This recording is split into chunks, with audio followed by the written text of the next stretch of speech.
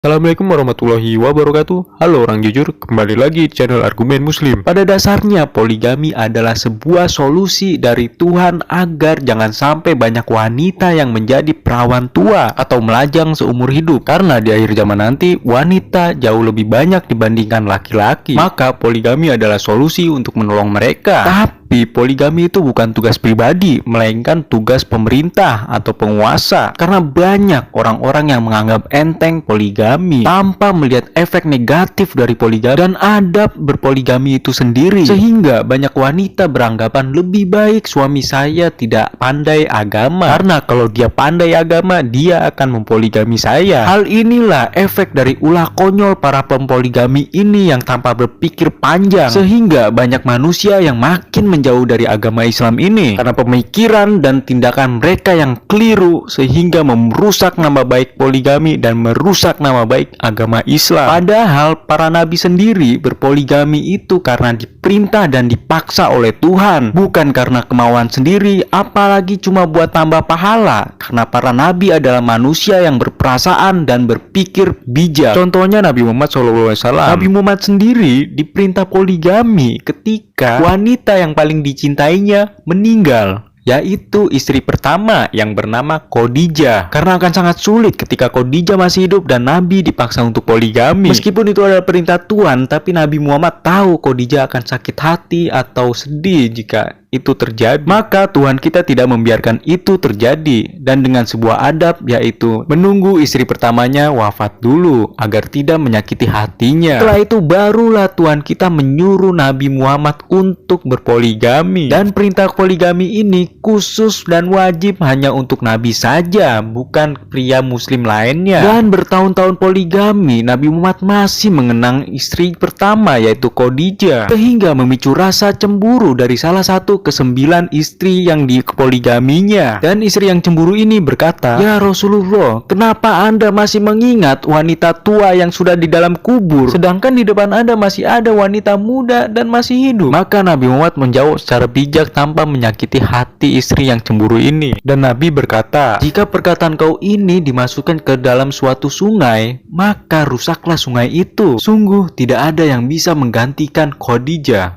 Karena Khadijah menolong agama ini dengan seluruh harta dan jiwanya, dan aku mendapatkan anak-anakku dari Khadijah." Maka dari sini Nabi Muhammad masih sangat mencintai Khadijah karena dia adalah istri pertama dan sama-sama berjuang untuk agama ini. Jadi ada beberapa syarat poligami yang banyak orang tidak mengetahuinya, sehingga membuat kekacauan dalam rumah tangganya yang disebabkan dari cara berpoligami dia. Yang pertama, Anda harus adil. Adil dalam segi cintanya, kepeduliannya, sayangnya, dan nafkah hartanya. Anda harus bertanggung jawab penuh kepada beberapa istri Anda dan anak-anak Anda yang banyak itu. Yang kedua ialah Anda jangan mengkhianati istri pertama Anda, karena jika Anda sudah mengkhianatinya, Anda pasti akan mengkhianati istri kedua dan ketiga, dan rumah tangga Anda akan kacau balau dan berantakan.